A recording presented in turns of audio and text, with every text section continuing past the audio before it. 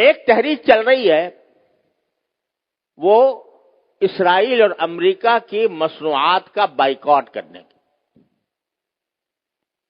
یہ بھی کچھ غیرت مند مسلمان ایسی تحریک چلا رہے ہیں اور سنا ہے کہ اس کا کچھ اثر بھی ہو رہا ہے. اس میں ایک بات مجھ سے بار بار پوچھی جاتی ہے، وہ یہ ہے کہ یہاں پر جو فرینچائز ہیں جیسے میک ڈونلڈ ہے یا کے ایف سی ہے یا اس قسم کے جو کمپنیاں ہیں جن کی غذائیں وغیرہ بکتی ہیں، اس کے جو مالک ہیں وہ مسلمان ہیں، پاکستانی ہیں. البتہ چونکہ فرنچائز کا انہوں نے معاہدہ کر رکھا ہے، لہذا 5% یا 10% آمدنی کا حصہ وہ ان کمپنیوں کو جاتا ہے. تو اگر ان کا بائیکاٹ کیا جائے گا تو خود ان مسلمانوں کو نقصان پہنچے گا جو کہ فرنچائز لیے بیٹھے ہیں.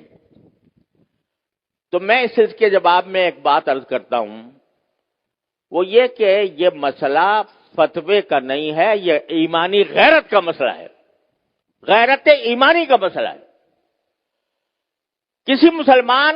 کسی غیرت مند مسلمان کو یہ گوارا نہیں ہونا چاہیے کہ اس کی آمدنی کا 1 پیسہ بھی کسی ایسے شخص کو پہنچے جو اسرائیل کو مدد دے رہا ہے.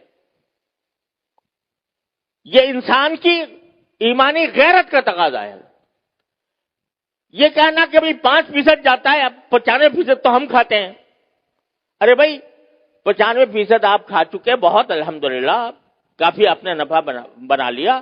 اب آپ یہ تو کر سکتے ہو کہ اس فرنچائز کو ختم کر کے اپنا کاروبار شروع کر دو.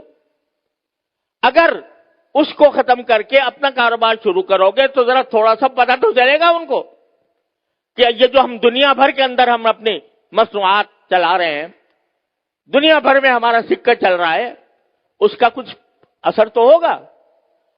یہ کہنا کہ 5% جا رہا ہے ان کو اور ہم نے 5% جا کے کیا اس میں کیا فرق پڑے گا. آپ ذرا یہ سوچو کہ اگر کوئی میری آمدنی کا 50% نہیں 1% کسی ایسے شخص کو پہنچ رہا ہو جو میرے باپ کے قتل کی سازش کر رہا ہے، گوارا کرو گے کہ میری آمدنی کا 1% ایسے شخص کو دیا جا رہا ہے جو میرے باپ کے قتل کی سازش کر رہا ہے یا میرے قتل کی سازش کر رہا ہے؟ تو اب یہاں اس کو 1% اور 2% اور 5% سے ناپو گے. لوگ فتوے کی بات کرتے ہیں، یہ فتوے کا مسئلہ نہیں ہے، یہ ایک غیرت ایمانی کا مسئلہ ہے. اور اس غیرت ایمانی کے تحت یہ میں سمجھتا ہوں کہ کسی غیرت مند مسلمان کو اس کا اقدام نہیں کرنا چاہیے. لہذا یہ بھی اس کوشش کا ایک حصہ ہے.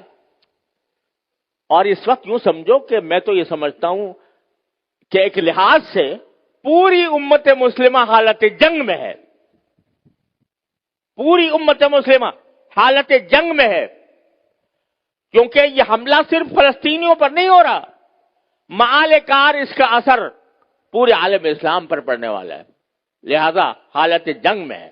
جب اس حالت جنگ میں ہے تو جو لوگ کہ عالم اسلام کے خلاف یہ سازش کر رہے ہیں ان کو کسی طرح بھی نفع پہنچانا، چاہے وہ 1 پیسے کا ہو، یہ ایک مسلمان کی غیرت کو اسے گوارا نہیں کرنا چاہیے. لہذا میں اس بات کی حمایت کرتا ہوں کہ ایسی چیزوں کا بائیکاٹ کیا جائے جس کا فائدہ ان طاقتوں کو پہنچ رہا ہے. تو اپنی سی کوشش کرو، اللہ تعالیٰ سے دعا جاری رکھو، کوئی وقت خالی نہ جائے جس میں اللہ تعالیٰ سے نہ مانگا جا رہا ہو، اور پھر اللہ کے فیصلے پر راضی رہو. پھر جو اللہ کا فیصلہ ہے وہی برحق ہے، وہ ہماری خواہش کے مطابق ہو تو برحق ہے، ہماری خواہش کے خلاف ہو تو برحق ہے. تو بس یہ ہے پریشانی کا علاج. اللہ تبارک و تعالیٰ اپنے فضل و کرم سے ہم سب کو اس پر عمل کی توفیق عطا فرمائے. وآخر دعوانا الحمدللہ رب العالمین.